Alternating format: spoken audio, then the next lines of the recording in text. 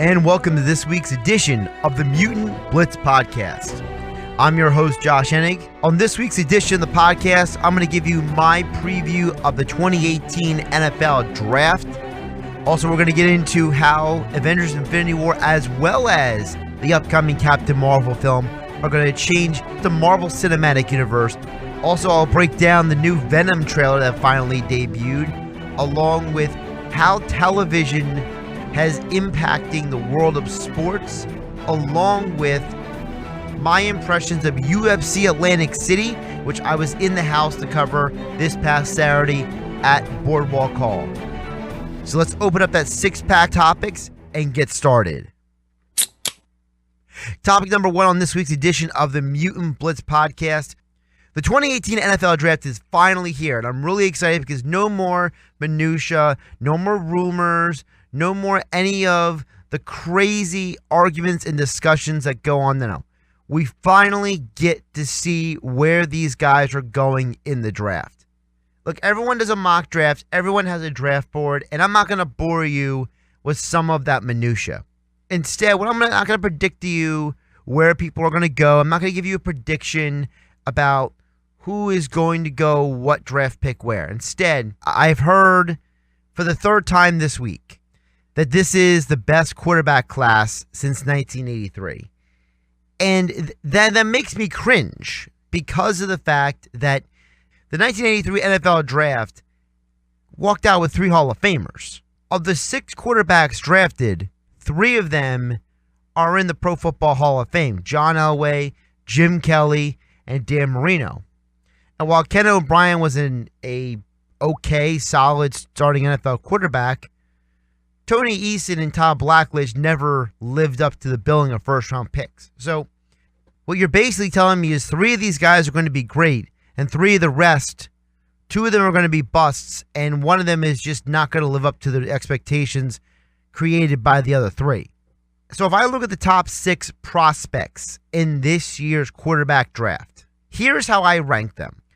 My number 1 prospect in this class is Josh Rosen. He's been my number 1 prospect for 2 years now for this class, and this is why. Of the 6 top quarterbacks, he is the most NFL ready. He already understands progressions. He already understands how to make different types of throws. He's been in multiple situations where he had to lead his team back from being down in games. He understands what it means to be a pro-level quarterback. And he also has the moxie to get it done. People call him all kinds of names and have all kinds of negative attitudes toward him. But the reality is that Josh Rosen, that pride, that cockiness, that attitude is going to make him a better NFL quarterback. He has a lot of self-belief. You have to believe you can do something before you actually do it. While Josh Rosen may not have the best arm or the best body, the most athletic, he is the most complete of all the quarterbacks in this draft. What may be his downfall is the injury issues. He does have a history of injuries. He's had trouble at times staying healthy while in college. So if there is a reason why he doesn't work out, that may be the reason. My number 2 quarterback in this draft is Sam Darnold, because straight up, Sam Darnold has the highest potential. He's not the most NFL ready like Josh Rosen is, but he has the greatest potential. In 3 to 5 years, Sam Darnold could become one of the top 10 quarterbacks in the NFL. He has the physical ability. He has the desire to learn. He has the work ethic. He has everything you need to be an upper echelon quarterback in this league. His greatest problem is that in college, he's become a turnover machine. He allows fumbles to happen on sacks. He stares down receivers, not going through his progressions. That leads to a lot of interceptions he threw in college. He needs to become a better protector of the football. He needs to become smarter with the ball in his hands, whether it's throwing or whether it's going through his progressions or moving around the pocket.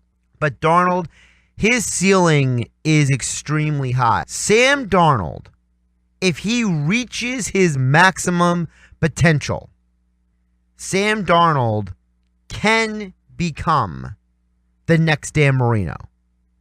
He has that kind of potential. He has that kind of ceiling. He has that kind of talent. Now, Whether he reaches that talent or not is purely dependent on what team picks him and how they handle him, because he absolutely needs to sit for a year and learn more about the NFL game, learn more about playing the quarterback position. But the potential and the ceiling is extremely high for him. My number 3 quarterback in this NFL draft class is Lamar Jackson. If we're ranking on pure potential, if we're ranking on pure physical ability, obviously Lamar Jackson is the best athlete of all of these quarterbacks. But what makes Lamar Jackson so high on my board of quarterbacks is that when Michael Vick was drafted number 1 overall 18 years ago, he was not a ready-made product. He was not ready to be a quarterback in the NFL. He was a great offensive weapon. Cordell Stewart was a great offensive weapon. Michael Vick had a wildly powerful throwing arm, and so did Cordell Stewart. But neither one of them coming out of college in the NFL understood how to read defenses. They didn't understand how to go through progressions properly. They didn't have great pocket presence. They were a run-first type of mentality. Lamar Jackson is like neither one of those guys. He does not have a run-first mentality. He is a quarterback in the purest sense of the concept. He just happens to be a freak athlete as well.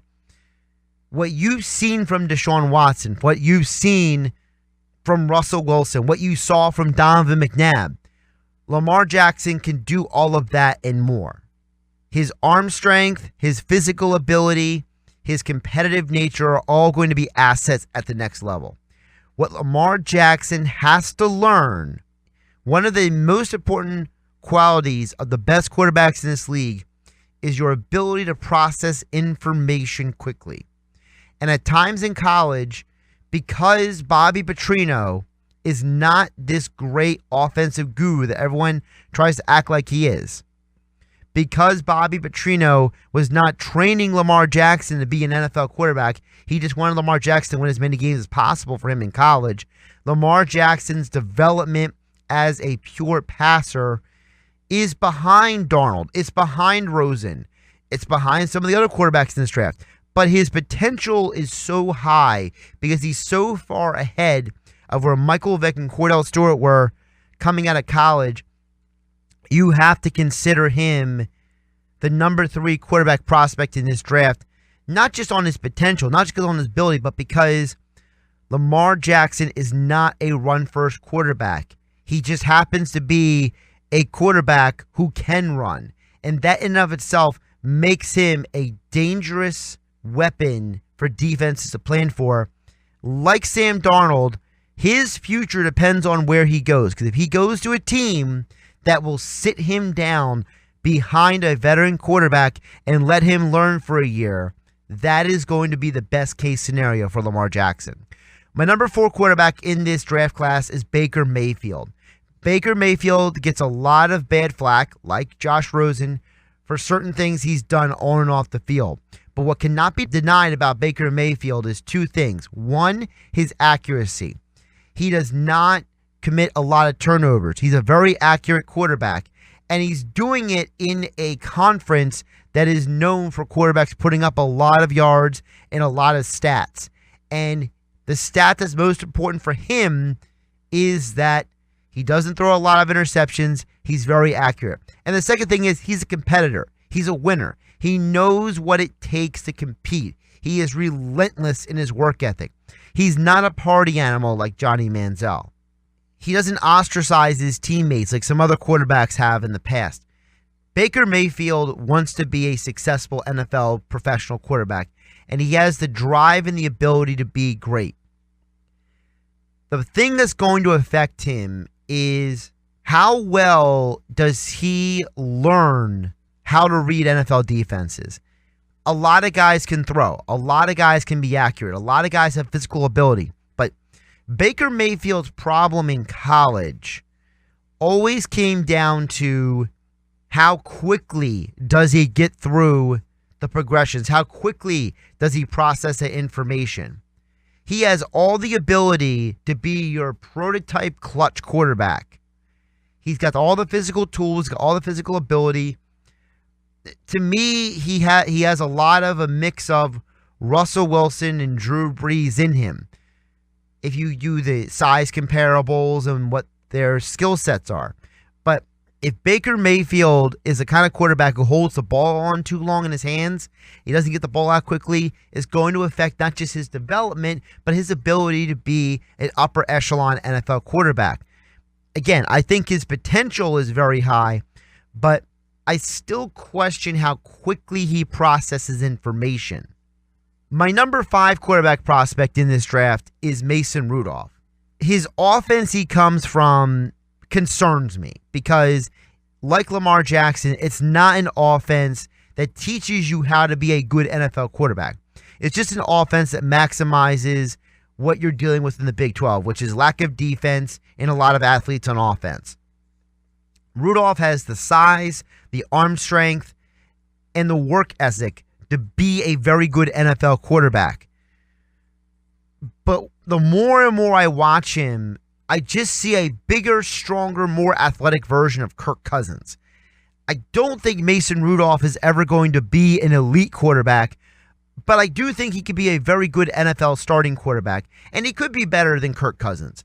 Rudolph's issue is going to be when a team asks him to make play calls at the line of scrimmage, is he going to make the right play call?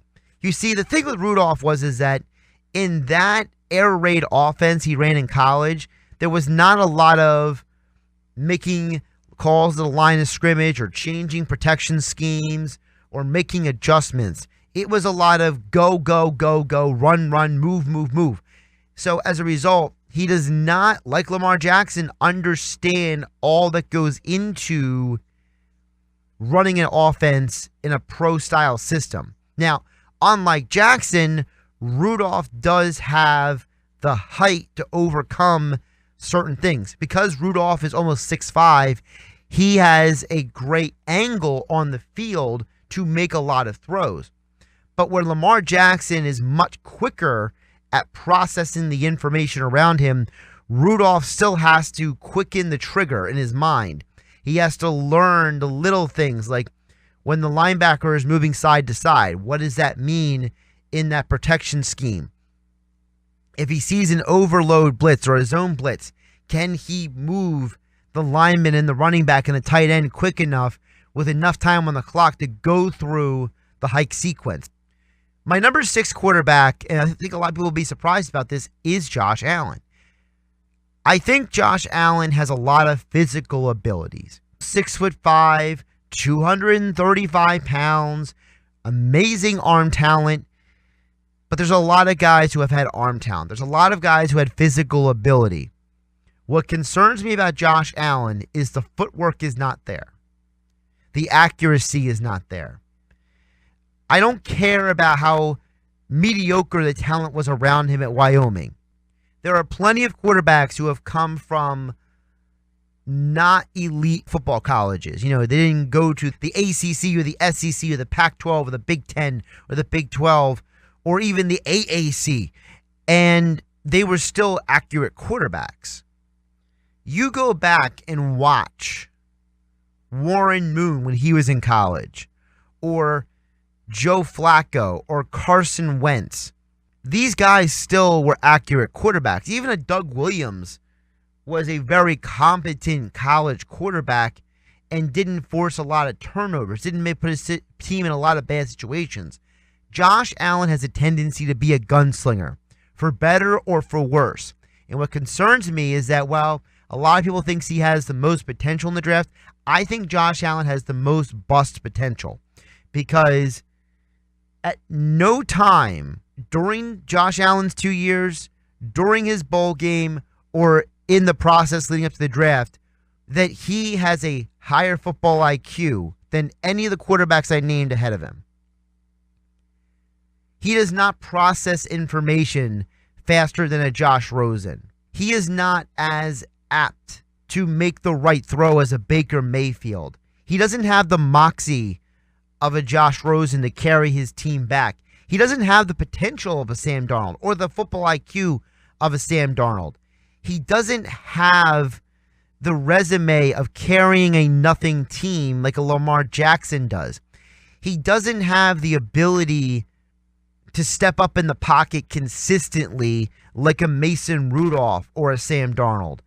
Josh Allen has a lot of negatives. The only reason why he's so highly hyped is because the media's been talking about him for 2 years, and there's a coach who is coaching him who also coached Carson Wentz. But guess what? They're two totally different quarterbacks. You cannot watch the Central Michigan game and say that's the defining moment. You cannot watch any of his best games and tell me that's the best Josh Allen. The Iowa game still haunts me. And when I look at that Iowa game, all I see is a quarterback who cannot make the right decision. He doesn't understand that you can't just squeeze it in the windows. He doesn't bring out the best in his teammates. He's just a quarterback out there flinging it all around and trying to make the best of a situation. You got to put your wide receivers in position to be successful. That's why, to me, Josh Allen has the biggest bust potential in this draft. His inaccuracy concerns me. His athleticism is overrated. Not because he's not athletic, not because his arm isn't great, but because there are plenty of quarterbacks who have been athletic and had great arms and were never successful in the NFL because they didn't have the football acumen to put it all together. Can Josh Allen learn to be a good NFL quarterback? Absolutely he can. But if Josh Allen is the number 1 overall pick in the draft, you have to think the Browns may have made the wrong decision, especially considering Josh Allen has a lot more learning to do than Lamar Jackson or Sam Darnold at this point about playing the quarterback position in the NFL. My number 7 quarterback prospect in this year's draft is a guy that doesn't get talked about a lot, but it's Riley Ferguson of Memphis. He's got a very strong arm. He's very good at stepping up in the pocket. Yes, he comes from the same type of offense that Paxton Lynch came from, but Ferguson physically, he turns into his throws. He doesn't throw across his body. He likes to set his feet.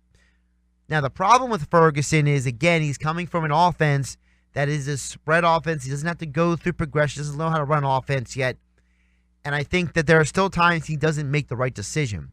But overall, he can still be a good NFL quarterback. My number 8 prospect in this year's draft is a guy a lot of people don't know about, and that is Chase Litton of Marshall. I think Litton is just as physically gifted as Josh Allen.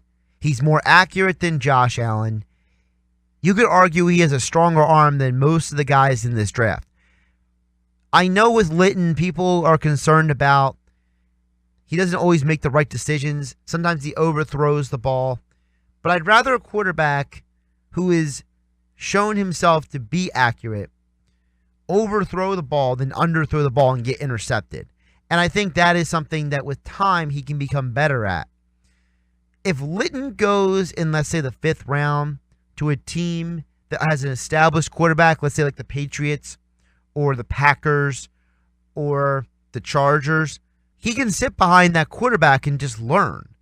And I think with learning, he's going to understand how to better not overthrow his receivers. Again, I'd rather a guy overthrow than underthrow. My number 9 quarterback in this draft is Mike White. Mike White has all the skills to be an NFL quarterback. He has the arm talent. He has the physical ability. He has very good footwork for a guy from a not high-level college. The thing with Mike White is, I just wonder, does he have a high enough football IQ to be a consistent starting quarterback for the next 8 to 12 years in the NFL? I think he's got all the physical ability. I think he's got all the tools to be an NFL quarterback. I think he's got the intangibles too. The question is, when he gets on the field, does he process information as quickly as the upper half of the quarterbacks in the league? Like a Robert Griffin III, when he first came in the league, he processed information very quickly. Because of the injuries And because of his overthinking, he started to process a lot less quickly.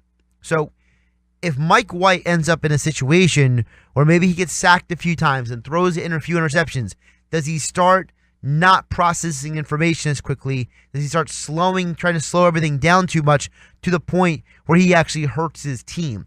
That's my rub with Mike White. And my number 10 quarterback in this draft class, and I begrudgingly put him here. I'm not crazy about ranking him this high because he was so exasperating in college, but you cannot deny Luke Falk's talent. You cannot deny the Washington State quarterback's physical abilities.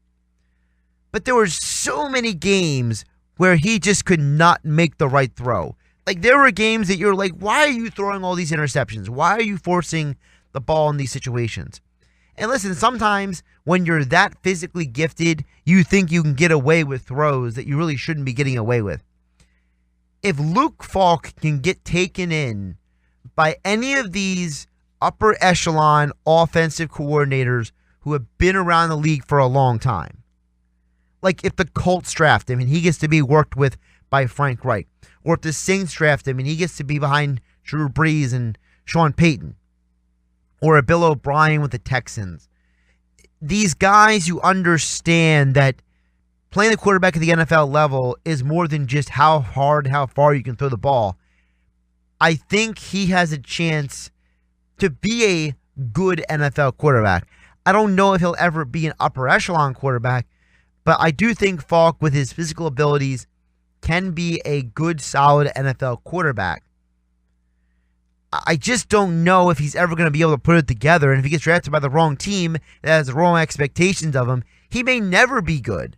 Because, again, the decision-making he was doing in college was so exasperating. For me, I almost even want to put him in my top 10 quarterbacks. But when I look at the rest of the draft class, I'm just not impressed. I'm not impressed by Kyle Lauletta. I'm not impressed by Nick Shimonik. I'm not impressed by Logan Woodside. I'm not impressed by Kyle Allen or Tanner Lee or JT Barrett.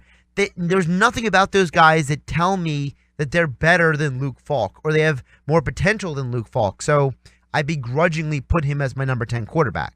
And as you heard, this may be the quote-unquote best draft class since 1983. But I just gave you something good and bad with every one of these quarterbacks. To me, this does not feel like 1983. To me, this feels like 2011 or 1999, where you're going to have a couple quarterbacks who are going to come out of this class and be very good or even great, and the rest of them are just going to end up in the wrong situation. I think we overlooked the fact that in 1999, you had all these quarterbacks drafted, and only two of them really panned out, and only one of them is a borderline Hall of Famer in Donovan McNabb. In 2011, 4 quarterbacks drafted in the top 15, and only one of them ended up being anywhere close to what the people assumed he was going to be. Look, I think that Darnold and Rosen and Mayfield and Jackson all have a great amount of potential, and Josh Allen is a huge boomer bust, and Mason Rudolph could be a very good NFL quarterback. But it's a shame we're focusing so much on the quarterbacks, because there are other positions that have great talent as well. I mean, I could spend this entire podcast breaking down positions, but the point of all this is that there's going to be plenty of talent found on day 2 and day 3. They're not going to be the most overhyped guys. I think this draft is one of the deepest talent drafts that we've seen in a long time. And it's a shame that we've been so hyper-focused on the quarterbacks that we haven't been able to talk about any other positions. Topic number 2 on this week's edition of the Mutant Blitz Podcast. So this week, depending on when you hear this podcast, is the debut of Avengers Infinity War. And there were things that were revealed this week alone about Avengers Infinity War and about the upcoming Captain Marvel movie that tell you a lot. Kevin Feige said in an interview at the debut of Avengers Infinity War about Captain Marvel, quote, "You're going to get the most powerful superhero we've ever introduced, and what I think is the most unique and inspiring of origin stories," unquote. That is a significant statement, because we've seen a lot of the characters in the Marvel Cinematic Universe who have kind of been depowered. Thor is not as powerful in the movies as he is in the comics. Hulk is not as powerful in the movies as he is in the comics. You could argue that they might have even slightly depowered Black Panther if you really break it down. Because Black Panther in the comics is not just this great fighter and this great warrior, but he's also a high extremely genius level intellect as well. In Marvel Comics, the most intelligent people in Marvel Comics, in no particular order, would be Reed Richards, Tony Stark, Victor Von Doom, and T'Challa's on that list. Now, in the movies, they've made his sister the super genius and made him a little bit less of a super genius, which is fine. So you can even argue Black Panther was the power. For Kevin Feige to come out and tell you that Captain Marvel is the most powerful superhero they've ever introduced tells you that they are letting her be what she is in the comics, which is basically the Supergirl of the Marvel Universe. And her story is much more compelling. Who she is much more compelling than Supergirl's origin story. No offense to Supergirl, but Supergirl in many ways is just a copy, a female version of Superman. Captain Marvel has become this very unique female superhero.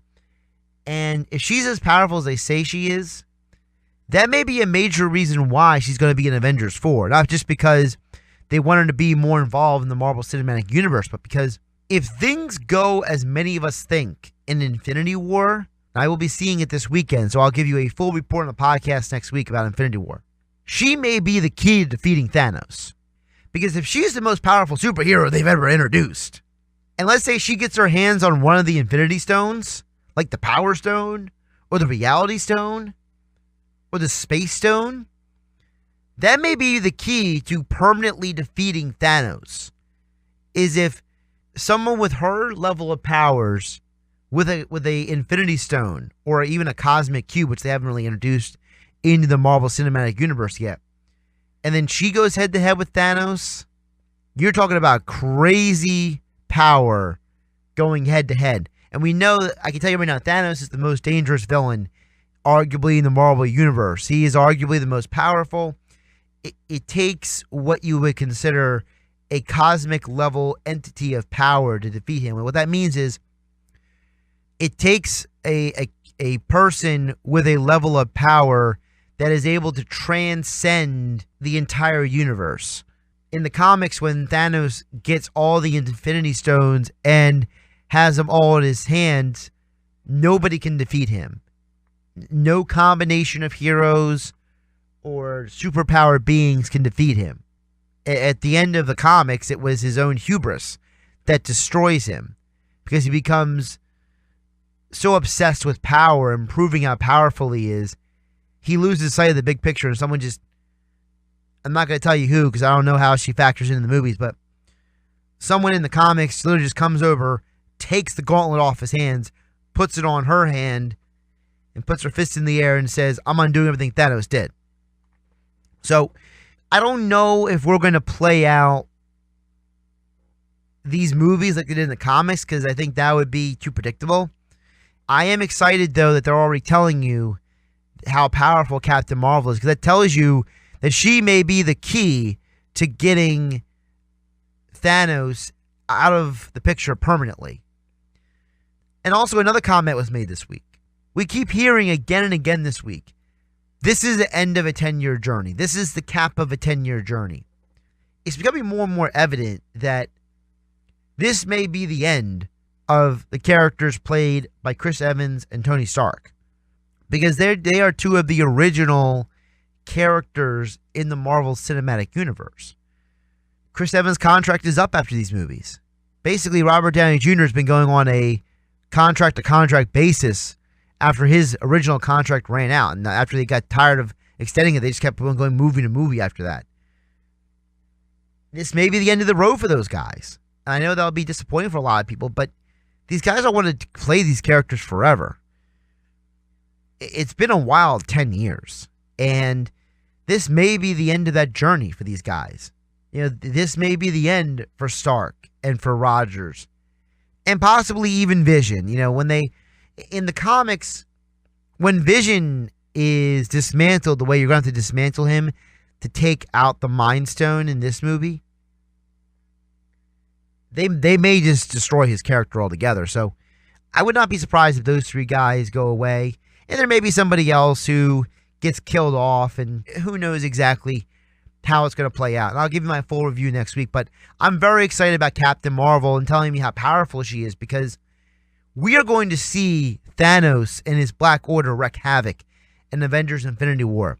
We're going to see a lot of these characters be outmatched and outgunned and outpowered by an entity in Thanos who is not just going to be the most powerful we've ever seen in the Marvel Cinematic Universe. He may become the most spectacular villain in the Marvel Cinematic Universe, because Thanos is more than just pure power. Thanos is very intelligent, and that combination is going to be very dangerous for Earth's mightiest heroes, known as the Avengers. Topic number 3 on this week's edition of the Mutant Blitz Podcast. So, the Sports Business Journal came out with the latest information on the NBA and the NHL's ratings after this season. Now, as I've said in previous podcasts, you have to take TV ratings with a grain of salt, because some of these ratings are still based on linear television. They're not based on digital numbers. So, for example, it's the number of people who are watching who have a cable or satellite subscription.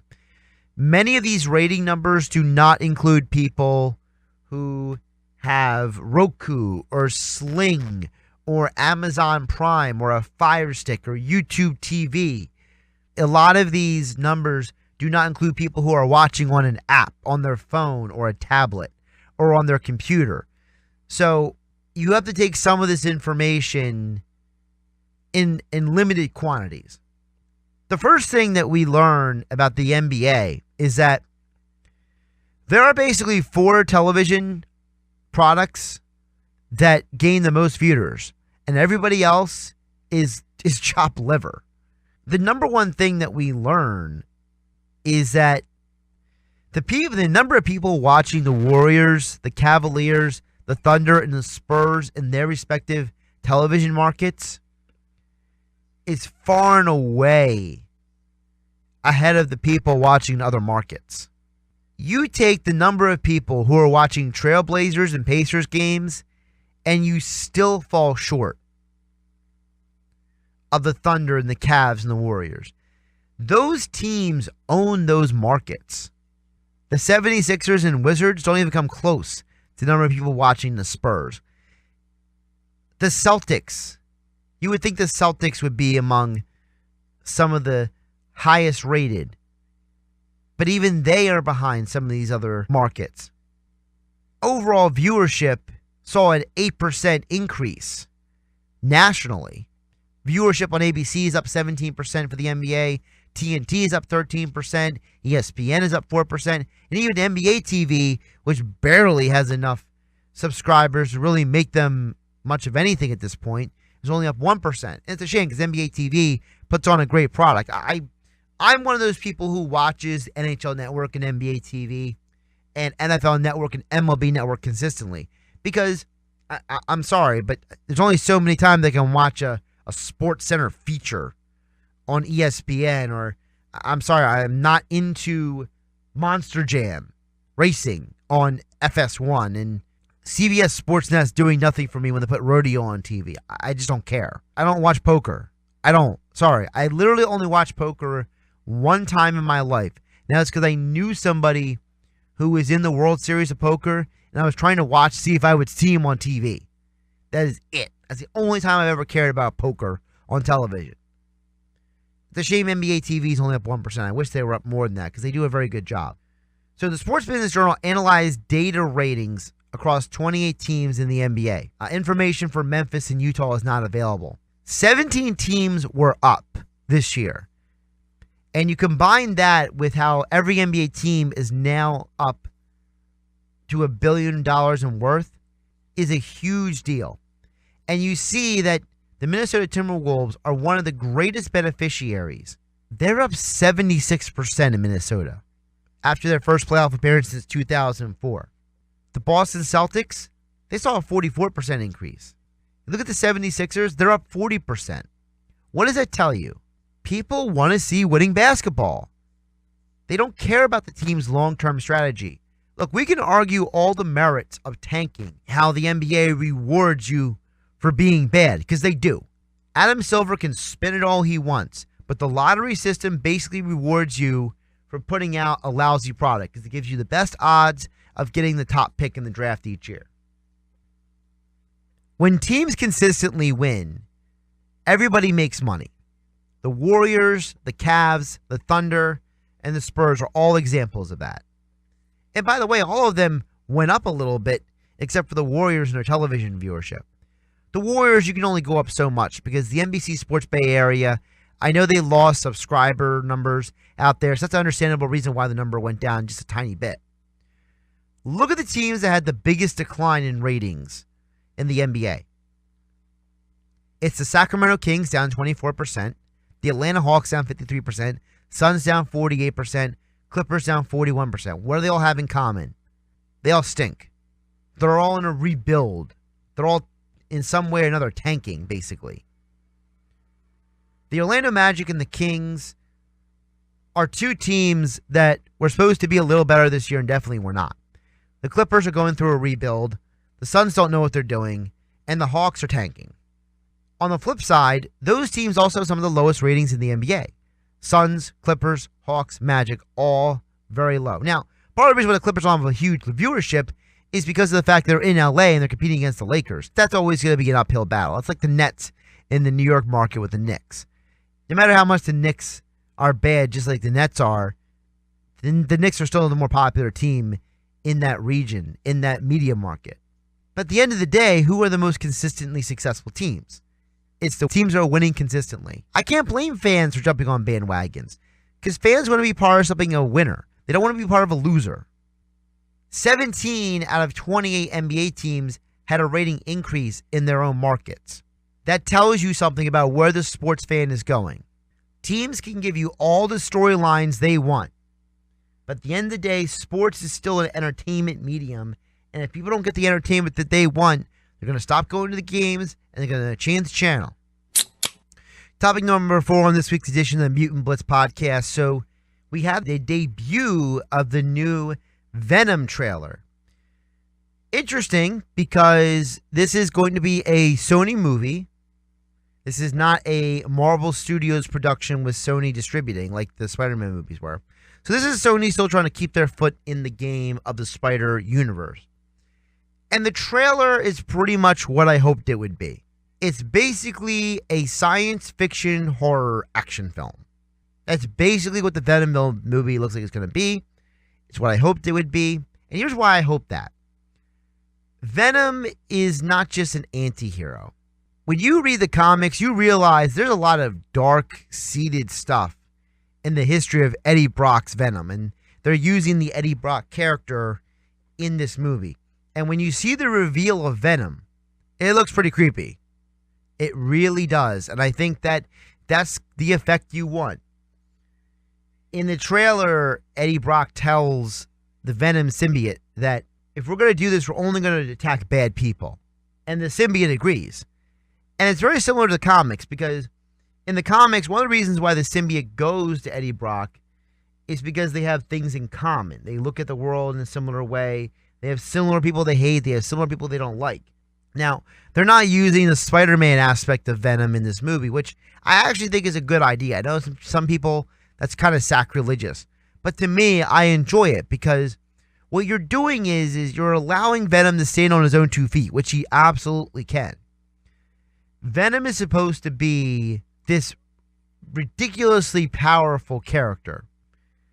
And it looks like in this movie, they're going to allow him to do that. And they're going to do it in the most science fiction, creepy way possible. And I'm totally down with that. I am totally down with Venom basically being a Sony Marvel production version of Riddick in Pitch Black. There are going to be people going to this movie who are going to get scared. They are going to their pants in the movie theater. And it's going to be absolutely awesome to watch because they have no idea how disturbing Venom is.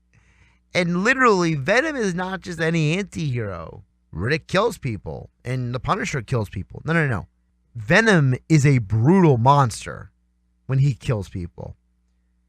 And if this movie lives up to expectations, if you have a significant other that loves horror movies and you have trouble getting them to watch action films with you, this is the movie.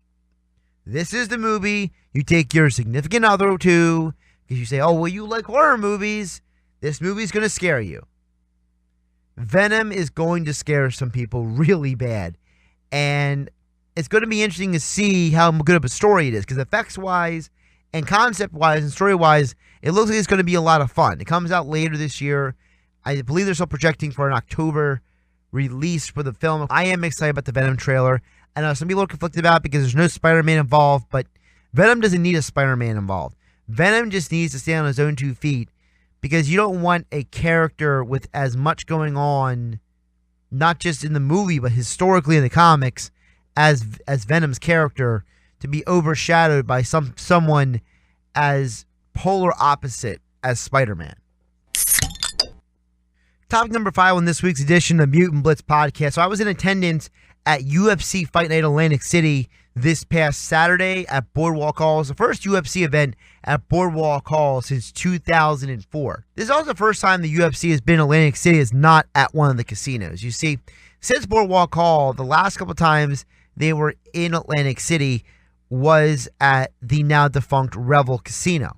When you look at the world of MMA, the world of MMA has evolved a lot over the last several years. And part of that evolution has a lot to do with the fact that people now have a better understanding of who these fighters are and what they do. And they don't look at it just as a blood sport anymore.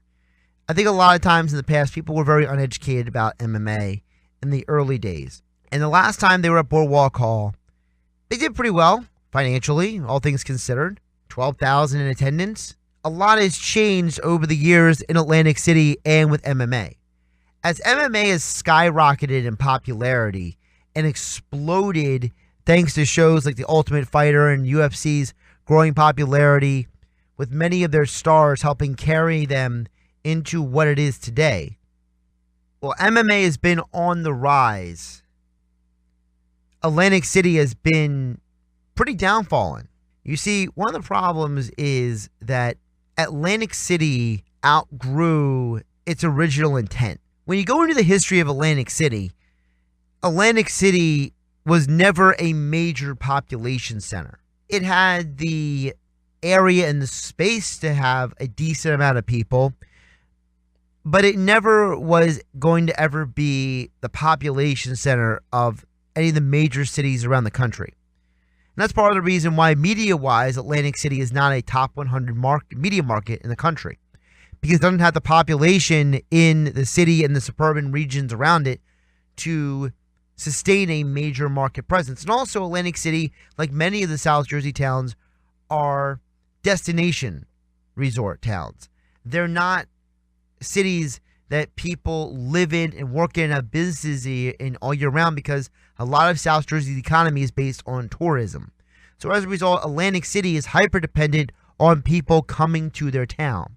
What happened was over time, more and more casinos kept popping up that the city and the region could not sustain having all these casinos open and still making money. In between that and many of the other taxation issues in the state, it just deterred people from wanting to come to Atlantic City. It hurt the industry in and of itself. People had too many options. People didn't want to pay a hotel tax. And people found it cheaper to go to other casinos around the country instead of Atlantic City. Atlantic City became less and less of a destination. So as MMA grew and became more and more popular and more big, Atlantic City became less and less as a destination for people to go to. And the last 2 UFC events were at the Revel. They were not huge cards. And especially the last one I was at, it just did not draw the same type of attendance and crowd that you would hope for a UFC event, especially in an area of the country that you would think would be very open to the fight game, especially with Atlantic City's extensive history in the boxing world. Atlantic City was the king of boxing, you could argue, in the 1980s. Atlantic City has fallen very far from the 1980s and even the 1990s in many ways. So for the UFC to finally come back to Atlantic City was a big deal for this region. And come back to Boardwalk Hall was an even bigger deal. On top of all of that, you didn't just get a good UFC card in Atlantic City. You got a UFC card that had 2 major fights on it and a lot of regional fighters. So, in and of itself, the UFC extremely invested in bringing a card back to Atlantic City. You put a guy like Frankie Edgar on there coming off a knockout loss. Didn't really matter because he's still a huge name, not just in MMA, but in New Jersey. You put a guy in Edson Barbosa who got his start in MMA and grew and rose up the rankings fighting in the city of Atlantic City in lower organizations. And you had the lightweight fight be very important. It was basically a contender fight. Whoever won that fight was going to move up the rankings. And then the other fights on the card had local ties as well. New Jersey's Jim Miller was fighting. He lost to Dan Hooker. You had Corey Anderson beat Patrick Cummings. You had Aljamain Sterling get a big win in front of an Atlantic City crowd that was totally behind him. So you gave the fans the fights and the fighters that they wanted. And even more important, the region showed up. At its peak, Boardwalk Hall, West Hall, was at 85% capacity. The UFC announced at the end of the fight they had over 9,100 people in attendance. They had set up for 10,000 people. The energy and the crowd that I saw in Atlantic City at Boardwalk Hall on Saturday night was the best crowd I had ever been around at a UFC event. This was my 3rd UFC event in Atlantic City, and I've also been to UFC events in Philadelphia. And every UFC event I've ever been to, this was the best crowd. This was the most engaged crowd I have ever been at as a member of the media or as a fan at a UFC event in the Northeast. And I know there's been a ton of great cards in New York, and I haven't been able to go to those for a variety of reasons. And those were more so super cards anyway. But to see the crowd come out and support the UFC the way they did was absolutely phenomenal and really exciting. And you felt it in your bones. You felt it in your heart beating a little bit faster when you saw that these people were so intensely into these fights. The event was, the building was 66% full for a prelim. I've never seen that before on TV or in person. Usually for the prelim fight, the building is more than half empty. So the results of the fights were interesting. Frankie Edgar getting a very important win personally and professionally for him. You have Edson Barbosa, a very tough fight against Kevin Lee. Kevin Lee just out-wrestled him and showed how dominant he can be physically in a fight over Edson Barbosa, arguably one of the most dangerous strikers in all of MMA. So a huge win by Kevin Lee to move up the rankings. A big win by Frankie Edgar to show that he is still a top 5 fighter at the featherweight division at 145. And you saw some other good fights as well. Justin Willis at heavyweight showed that he is definitely an up-and-coming fighter at the heavyweight level. Dan Hooker with a brutal knockout of Jim Miller. And how about the call-out by Hooker? He's standing right next to Paul Felder, and Paul Felder asks him, who do you want to fight next? And he says, you. And they shake on us like, let's do the fight. Come on. Let's make it happen. I mean, that was an absolutely cool moment in the octagon as well. And just hearing the crowd chanting for Aljamain Sterling and for Corey Anderson, it showed me that there are still hardcore MMA fans in the Northeast. You know, sometimes I would go to lower shows, you know, whether it's been Bellator when it comes to Atlantic City or CFFC, and the crowd can be a little bit different at times. It can be a little bit disinterested. These UFC fans were totally invested. And it was great to see. It was great to experience. And I thoroughly enjoyed that happening. And I'm glad to see UFC come to Atlantic City, have a great card. And I hope they come back again soon. And it was also great to see Kevin Lee get back to his roots as a wrestler. I said to him after the fight how impressed I was with the dominance of his wrestling and how important wrestling is to the MMA game. Because we're in 2018, we forget that 20 years ago, almost all the top fighters were wrestlers and grapplers. It's only been in the last 15 years we've seen the evolution of the sport to see more strikers. But a guy with a great grappling game is still going to dominate the day most of the time in the UFC octagon. Look, we're not going to see guys like Matt Hughes be champion as much anymore, but we're still going to see a guy like Kevin Lee and Khabib Nurmagomedov have a lot of success in the octagon. And I think it was great to see that even though for the MMA fans in Atlantic City, they want to see Barbosa win in spectacular fashion, they still got to see a dominant performance by Kevin Lee, showing that he is, without a doubt, one of the top 5 lightweights. I also saw Eddie Alvarez that night from Philadelphia's own Eddie Alvarez, and I know that he is really looking for a shot at fighting Khabib for that belt, and I think Eddie could definitely beat Khabib. I think Eddie is a much more well-rounded fighter than Khabib, and Khabib is not a better wrestler than Eddie. People forget that Eddie is a very accomplished wrestler, and just because Eddie is more so known now for his striking, people forget that he still has the wrestling background to be a difference maker in the octagon. So a lot of good came out of UFC Fight Night Atlantic City. It was a very exciting event to be a part of. Congratulations to the UFC and Boardwalk Hall on a successful night. And it's definitely something that I think a lot of people in the area have something to look forward to the next time UFC comes back, knowing that the UFC can come to Atlantic City and bring you great fights at the same time. Topic number 6 on this week's edition of the Mutant Blitz Podcast.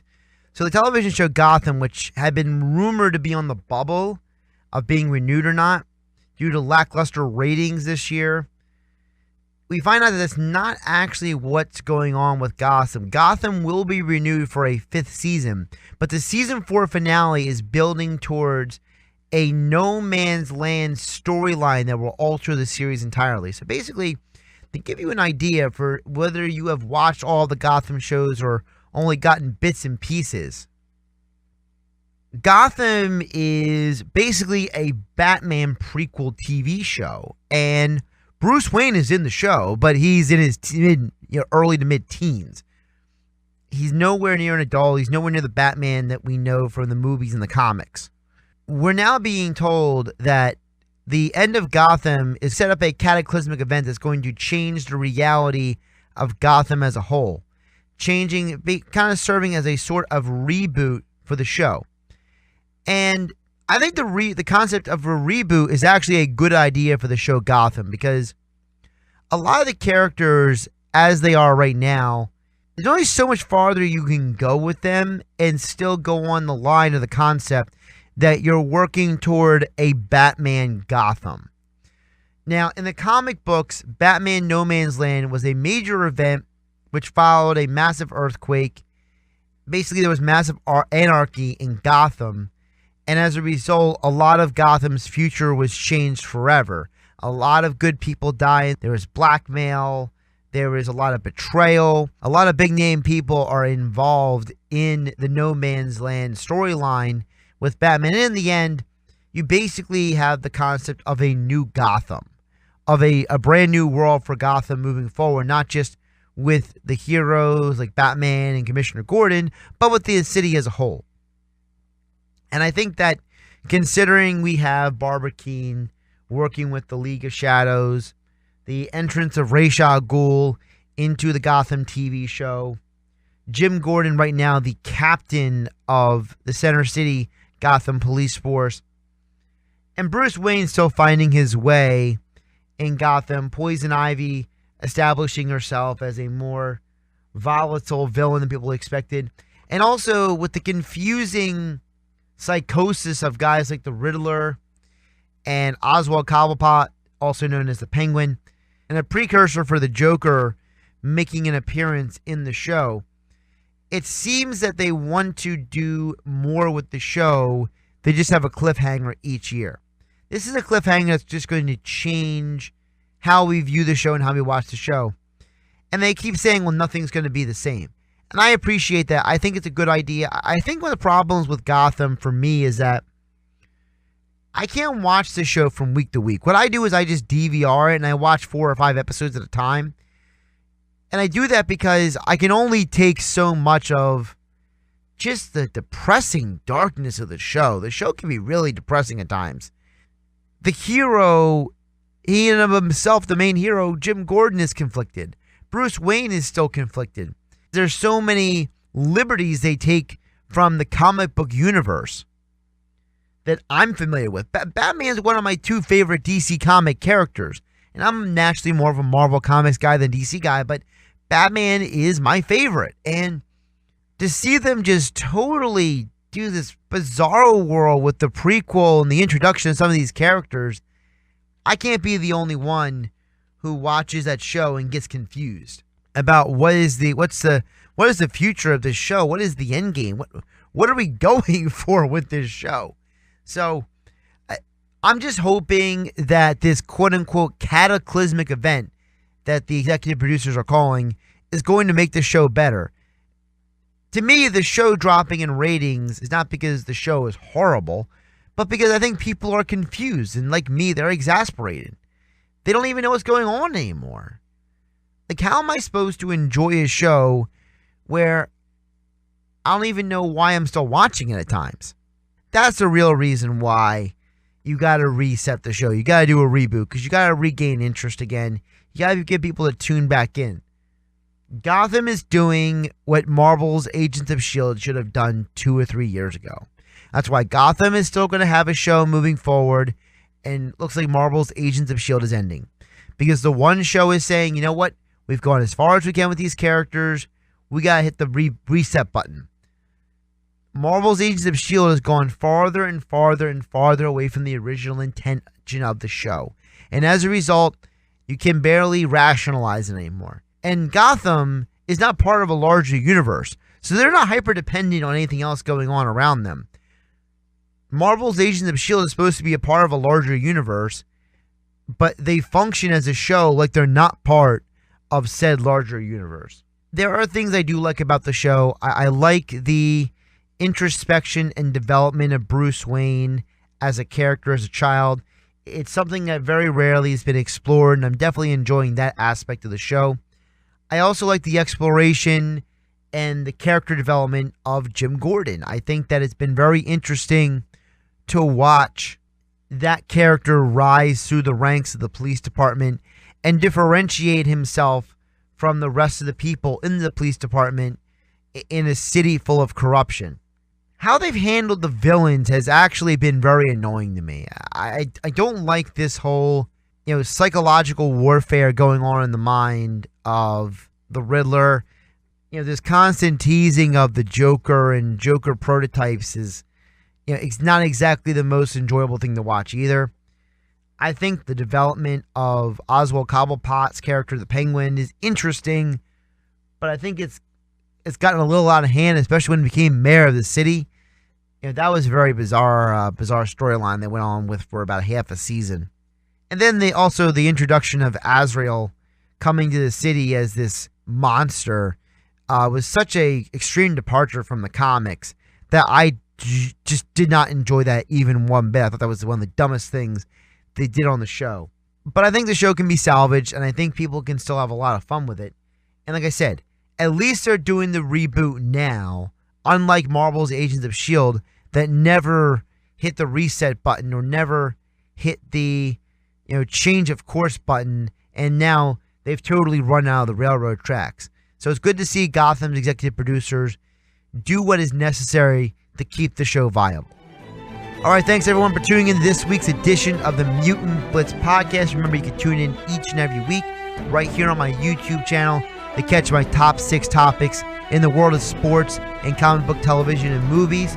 Next week, I will be bringing you my complete synopsis and opinion on the Avengers Infinity War movie. I will be going to see that this weekend, so stay tuned for that next week. We also do a recap of the NFL draft, and we'll touch on some NBA playoffs as well next week on the Mutant Blitz Podcast. Thanks again for listening. If you like the podcast each and every week, hit the like button below, hit the subscribe button so you catch this each and every week. If you have any thoughts and comments on this week's podcast, just drop a comment in the box below. Give us some feedback. And tune in next week and each and every week right here on this YouTube channel for the Mutant Blitz Podcast with me, your host, Josh Hennig.